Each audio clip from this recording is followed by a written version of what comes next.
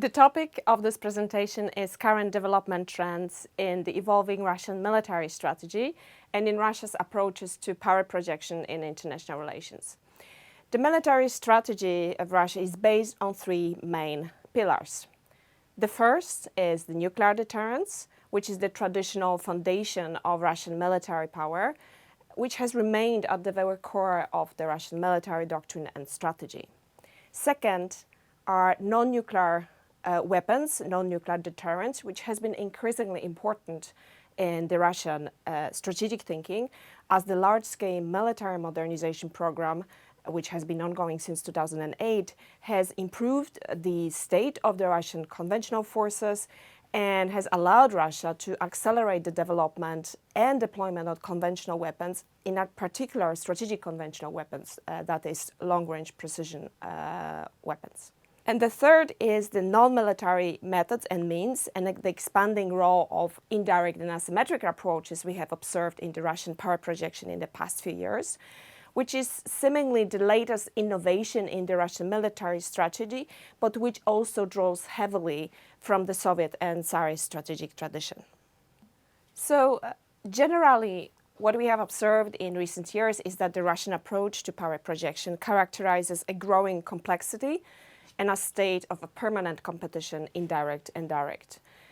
These three pillars of the Russian military strategy constitute an integral part of the Russian strategic deterrence system that has been formally introduced in 2014 in the Russian military doctrine, and which is to be implemented both in peacetime and in conflict with use of the full spectrum of available means. So in this presentation, I will also discuss how these three main elements of the Russian military strategy act together and how they aim to support Russia's defense, deterrence, and coercive options, and what role they play in the Russian cognitive script on how the military system aims to achieve victory, success, and manage risks of escalation, especially in a confrontation or in a war with a peer or military superior nuclear-armed adversary. The Russian military doctrine have traditionally differentiated or identified three main stages or levels in the progression of a conflict.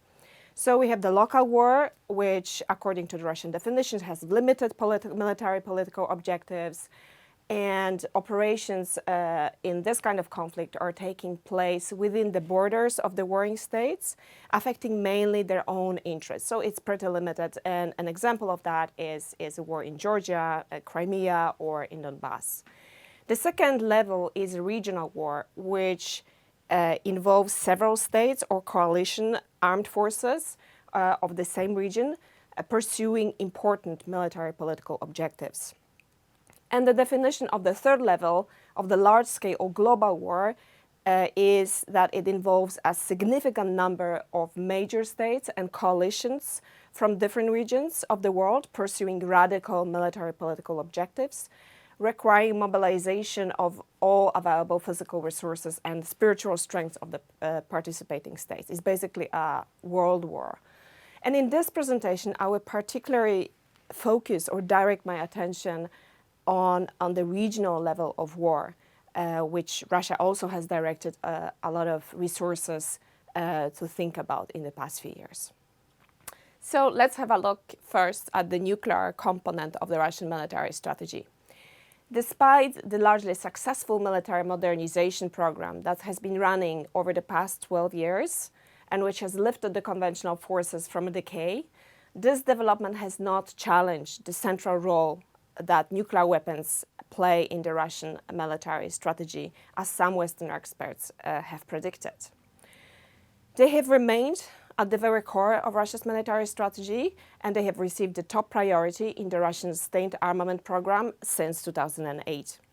The importance has been clearly highlighted also in Russian strategic documents, including all in key speeches, such as, for instance, in President Putin's annual address to the National Assembly.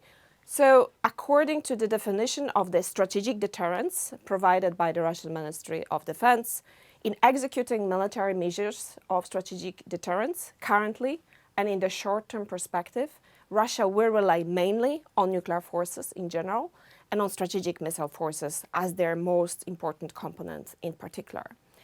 And as you may know, since the year 2000, three iterations of the Russian military doctrine have contained clauses permitting Russia the first use of nuclear weapons in a conventional conflict.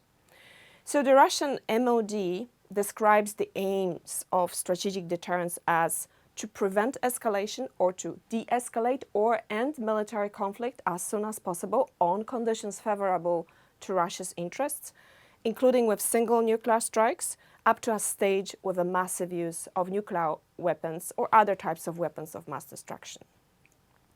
So Russia does not envisage use of nuclear weapons in a local conflict, although the threat they represent for outsiders, for potential adversaries, may be used to prevent escalation from local to regional level of war. They are intended primarily for regional war scenarios involving a confrontation with a sophisticated nuclear-armed military adversary, such as, for instance, the United States, NATO, or China, in a conflict or operations that would be exceeding Russia's defensive capability and having the potential to escalate into a large-scale war.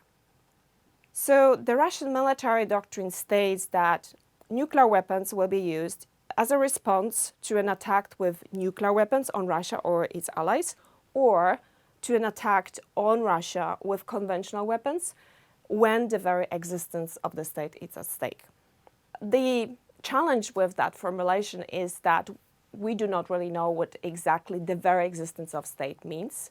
It is not defined anywhere by the Russian authorities, and it is therefore a question of an interpretation. And many Western experts, also some Russian experts, choose to interpret it in one way, rather narrowly, that is, as more or less a situation when Russia would face sort of an Armageddon or annihilation, basically. However, other situations cannot be excluded, especially in the light of the formulations in other Russian strategic documents regarding the use of nuclear weapons, and also in Russian exercises and in Russia's investments in concrete capabilities. So, for instance, the Russian naval doctrines from 2012 or 2017 have added some detail on how Russians are thinking about the operational level, or where conventional strategic or non-strategic nuclear weapons will be used. And they state, for instance, that under conditions of a deepening crisis situation turning into an armed conflict, Russia envisages a limited use of weapons, including high-precision weapons, and demonstrating readiness to use non-strategic nuclear weapons in order to de-escalate sources of tension and resolve the conflict situation on terms that would be favorable to Russia's national interests. One possibility is a situation when Russia is under a conventional attack but fails to defend itself, and that would be the so-called escalate to de-escalate strategy. Or it may be a situation in which Russia finds itself in a disadvantageous strategic position, for example, as a result of its military operations in the neighborhood, and aims to force other actors to refrain from responding to Russia's actions. That would be the so-called escalate to win situation. So the logic behind the limited use of strategic conventional or non-strategic nuclear weapons was also visible during the Russian national strategic exercise Grom, or Thunder, which was conducted in the middle of October last year. It involved simulated use of nuclear weapons. At the time, Major General Yevgeny Ilyin, which is acting head of the Russian Ministry of Defense's Chief Directorate for International Military Cooperation, said that the exercise scenario was about a potential for conflict along Russia's borders, and that the situation escalated and posed a threat to state sovereignty and territorial integrity. This is a less critical situation than the very existence of state being at stake. So in other words, nuclear weapons seem to be seen in Russia not only as the means for a decisive defeat of the enemy in a regional or large-scale war, but also as means to avoid an uncontrollable nuclear escalation. So the Russian deterrence signifies therefore both preventing conflict and de-escalating it once it has occurred. So the importance and the credibility of the central fundamental role that the nuclear weapons still play in Russian military strategy has been supported by the large arsenal of available nuclear weapons at all levels of warfare, their continuing modernization and fielding of increasingly diverse and expanding capabilities, their delivery systems, and supporting infrastructure. And this includes the strategic triad, of course, silo and mobile-based ICBMs, such as Yars, Rubiež, Sarmat, and also the new and modernized strategic bombers, like the Tu-160, Tu-22. Russia is also building a new type of strategic bomber, but this project is delayed. And of course, it also includes the fourth generation strategic submarine of the Borei class. Russia's long-term naval development program for the period up to 2050 has already envisages plans to build the fifth generation of strategic submarines after 2030.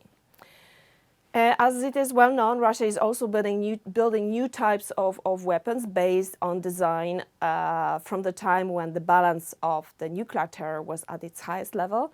And this includes, of course, the famous or infamous nuclear-powered cruise missile Burevestnik with allegedly infinite range, which was also the source of an accident last year in the high north in the Arctic. Likewise, Russia has also begun applying new technologies to nuclear missions. And this includes the nuclear-powered unmanned underwater vehicle Poseidon, which is supposedly tasked with destroying high-value targets such as infrastructure facilities, cities, ports, large carrier groups, by producing radioactive tidal waves. It will be delivered from the converted Oscar II class submarines, Belgrad and Sarov, which are both deployed in Severodvinsk up in the Arctic. The point to make here is that all of these investments are long-term, which means that we should expect that nuclear weapons will continue to play an important role in the Russian military doctrine and military strategy for the foreseeable future. Simultaneously, the Russian authorities highlight that although nuclear weapons remain the absolute top priority, the Russian authorities' objective is also to increase the role of non-nuclear defense and deterrence in the military doctrine and the military strategy. So non-nuclear deterrence encompasses all non-nuclear means, but Russia attaches a particularly important role to long-range precision weapons, which has been also highlighted in the Russian military doctrine of 2010 and in its update in 2014. They have been in development since the 1980s, but the production and deployment of the high precision weapons have accelerated first since 2010. The arsenal includes the air-launched cruise missile KH. The most known is KH-101, which is delivered by long-range strategic bombers. It includes Kalibr, the sea-launched cruise missile, and also the ground-launched cruise missile Iskander and its ballistic version. We know also about the ground-launched missile SSC-8, prohibited under the INF Treaty, which has also been deployed.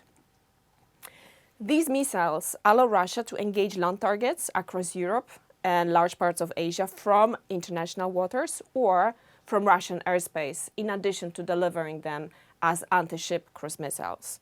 The range, stealth capability, high subsonic speed, and low altitude flight profile of these missiles aim to stress an enemy's ability to effectively defend itself.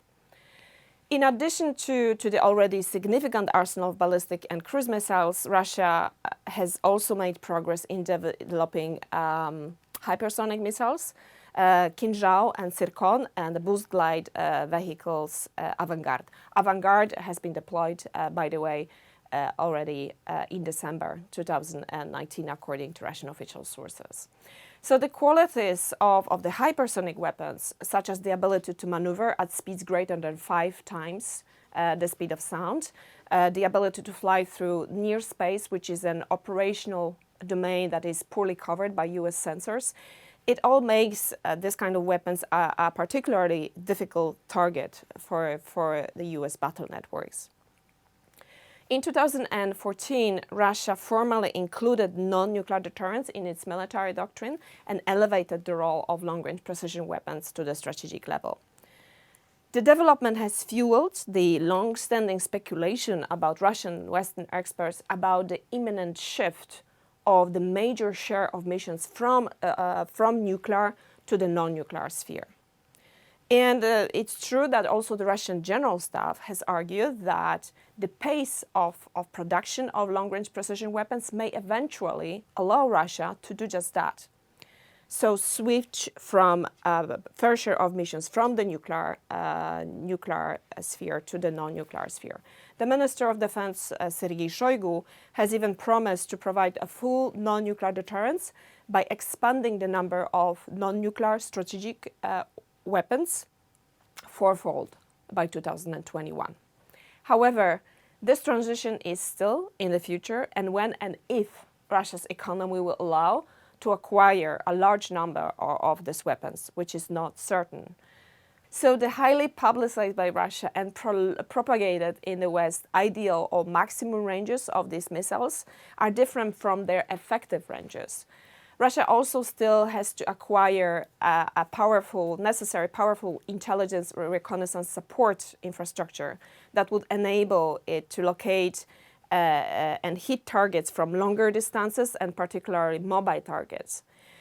So the focus on the maximum ranges as opposed to the effective ranges has created a false impression of an almost completely closed anti-access or area denial circles or bubbles along the Russian periphery, centered in Kaliningrad, in the Black Sea, and in the Barents Sea.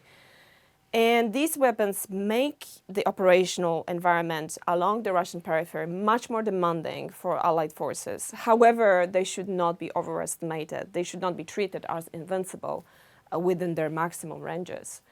Because such a perception can give Russia a critical advantage, especially in a crisis and a conflict situation, perhaps dissuading the adversary from entering the zone and possibly even conceding without fighting in some scenarios. So of critical importance in this context are the operational aspects of the Russian doctrine. So all the Russian long-range precision weapons, ballistic cruise missiles, hypersonic missiles, are developed as dual capable, that is, able to carry both conventional and nuclear warheads.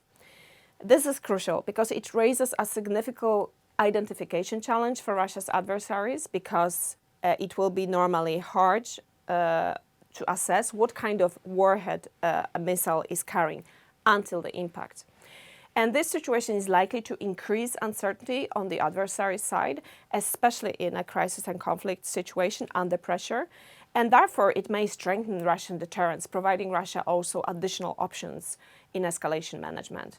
But this blurring of what is normally well-defined line between nuclear and non-nuclear capabilities and missions is potentially also dangerous, is maybe destabilizing and escalatory, based on a risky assumption that the opponent will be unwilling to run the risk of escalation to a nuclear level, and it may increase the potential actually for an inadvertent nuclear escalation.